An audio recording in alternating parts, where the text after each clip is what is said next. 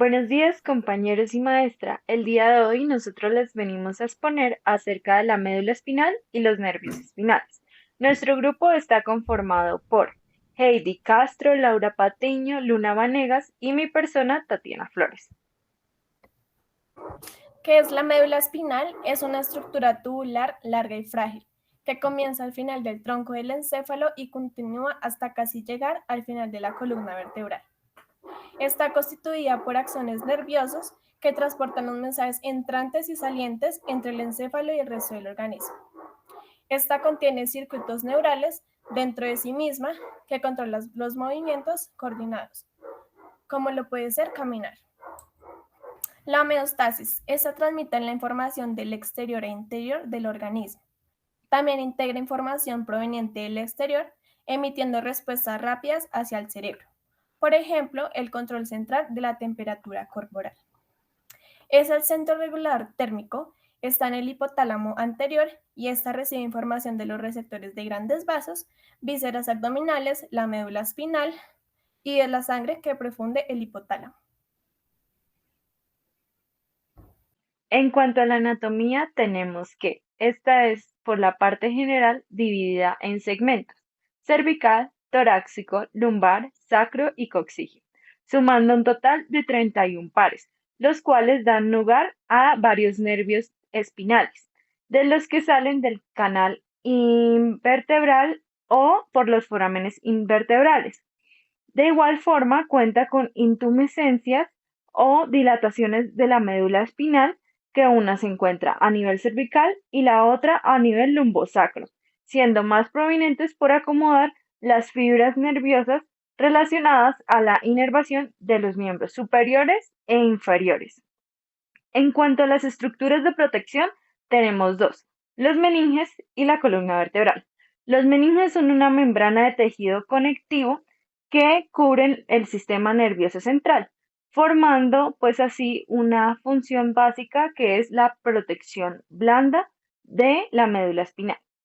En cuanto a la columna vertebral, tenemos que esta es una estructura osteofibrocartilaginosa articulada, la cual le da una protección mucho más fuerte y rígida a la médula espinal, siendo al mismo tiempo eje de comunicación entre el sistema nervioso central y el sistema nervioso periférico. En cuanto a la anatomía externa, tenemos que la médula espinal se divide en una cara anterior o ventral, una cara posterior o dorsal y laterales, derecho e izquierdo respectivamente, de los cuales se pueden identificar en sus caras unos surcos o fisuras que sirven como referencias anatómicas. De estos tenemos cuatro: la fisura media anterior, que es un surco de mayor profundidad que recorre la cara ventral; un surco medio posterior que se encuentra en la parte dorsal de la médula espinal y que es de menor profundidad; los surcos anterolaterales, que están localizados en la cara ventral a ambos lados de la fisura media anterior y que marcan la salida de las raíces ventrales de los nervios espinales; los surcos posterolaterales, que se encuentran en la parte dorsal y que están a ambos lados del surco medio posterior, marcando la salida de las raíces dorsales de los nervios espinales. En cuanto a la anatomía interna, tenemos que la médula espinal está compuesta por dos principales componentes: la sustancia gris y la sustancia blanca. La sustancia gris, también conocida como alas de mariposa debido a su forma, es la que posee fundamentalmente los cuerpos de las neuronas. En su parte más anterior o ventral está representada por el asta anterior, que contiene los cuerpos de las neuronas motoras. Por otra parte, cuenta con fibras nerviosas aferentes de las raíces dorsales de los nervios espinales, que entran a la médula espinal por el surco posterolateral, alcanzando el asta posterior, cumpliendo con una función mayormente sensitiva.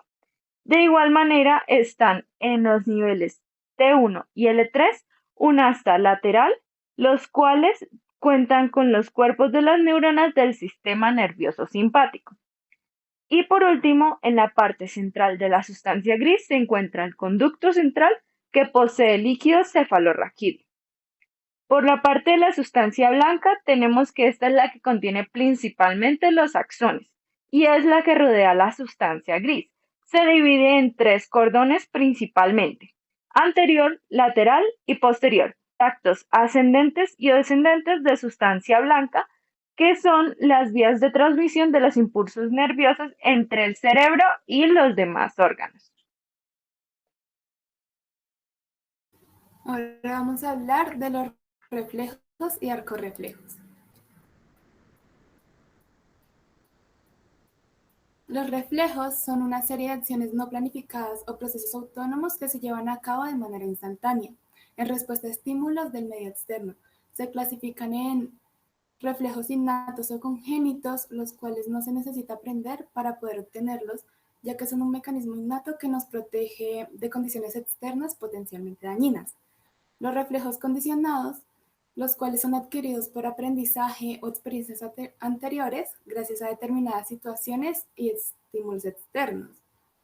El reflejo miotático, también llamado reflejo de estiramiento, se produce al momento de estirar un músculo. Y el reflejo de automatismo medular, el cual se produce cuando la médula espinal se lesiona, lo que produce que ésta se desconecte del cerebro y el segmento inferior produzca la respuesta de arcorreflejo. Arcorreflejos. Es un mecanismo neurofisiológico del sistema nervioso que se activa como consecuencia de estímulos externos. Por ejemplo, cuando nos golpeamos.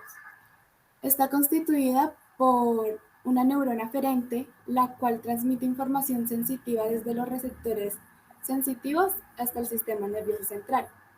Es la que está de azul. Y una neurona eferente, la cual transmite estímulos motores al músculo o glándula efectora para completar la acción de reflejo, y es la que está en rojo. Los arcorreflejos están divididos en dos tipos: los compuestos o polisinápticos, en los que intervienen una neurona sensitiva, una neurona motora y otras interneuronas. Y los reflejos simples o monosinápticos, en los que solo intervienen dos neuronas, la sensitiva y la motora. Bueno, ahora vamos a hablar sobre los nervios espinales. Bueno, ¿qué son los nervios espinales? Los nervios espinales son una fibra motora y sensitiva que empiezan siendo raíces nerviosas que salen desde un segmento específico. Este segmento son los forámenes invertebrales. Más adelante hablaremos de su trayectoria. Entonces, ¿de qué se encarga los nervios espinales? Se encargan de la inervación de fibras motoras y sensitivas. Cada segmento de la médula espinal tiene 4 raíces, 2 ventrales y 2 dorsales. Una está al lado izquierdo como derecho. Cada raíz tiene aproximadamente 8 filetes raxiales y estos dan orígenes a las 2 raíces anteriormente mencionadas. Bueno, la homeostasis de los nervios espinales es transmitir señales de exterior e interior del organismo, integrando información y emitiendo respuestas rápidas. Ahora vamos con los tractomotores o ventrales. Contienen fibras distintas que conducen los estímulos fuera del sistema nervioso hacia las estructuras dianas o blancas. Los homototipos de estos son motores. Estos se encuentran en la neurona de segundo orden, o también conocida como la sustancia gris. Además de esto, mandan estímulos a los músculos y dan una estimulación muscular. Y las astas anteriores están constituidas por neuronas motoras. Con las raíces anteriores, estas son somamotoras, como ya los había mencionado anteriormente. Ahora vamos con las raíces sensoriales o dorsales. Estas contienen fibras aferentes que regresan los estímulos desde el nervioso del tronco y las extremidades del sistema nervioso. Estos están localizados en los ganglios sensitivos de los nervios espinales. Y además de esto, transporta la información sensorial. Bueno, vamos a observar el siguiente video.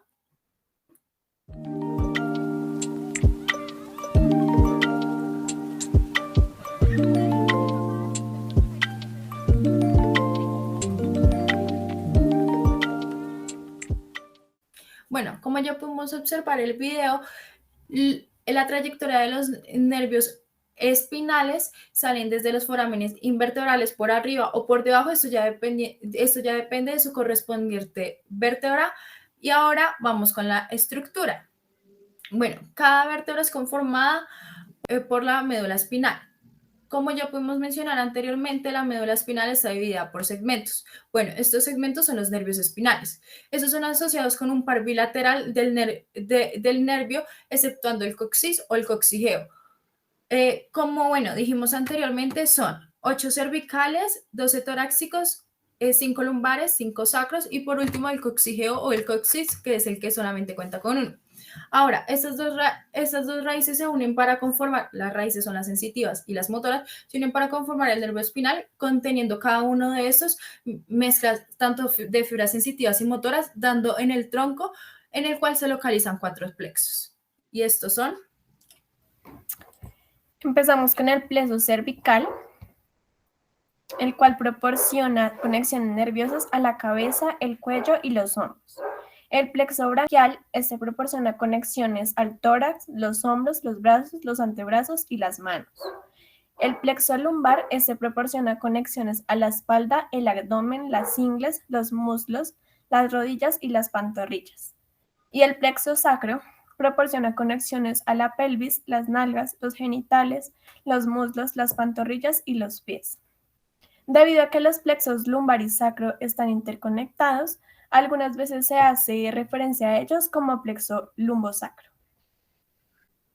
Los desequilibrios homeostáticos. Bueno, la enfermedad del DEBIC es un trastorno del sistema nervioso central que provoca la inflamación del nervio óptico y la médula espinal, cuando el sistema inmunológico del cuerpo responde a sus propias células. Los pacientes con la enfermedad sufren convulsiones y debilidades que pueden durar de días a meses. Afecta principalmente a la mielina, el aislante que rodea los nervios puede causar entumecimiento y debilidad en las piernas y los brazos o los espasmos dolorosos e incluso ceguera. El síndrome de Horner afecta a las fibras nerviosas que conectan los ojos con el cerebro en vías complejas.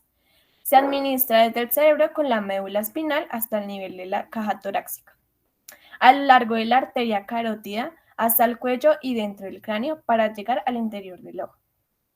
Los síntomas del síndrome de Horner son párpados caídos pronunciados, como se conocen como ptosis, y estrechamiento de las pupilas, que se conoce como miosis. Por lo tanto, si se identifica la causa de este síndrome, se tratará, sin embargo. No existe un tratamiento específico para este síndrome, ya que a menudo no es necesario y los párpados suelen caer solo por un... Bueno, muchas gracias por su atención y esperamos que hayan entendido un poco más sobre los nervios espinales.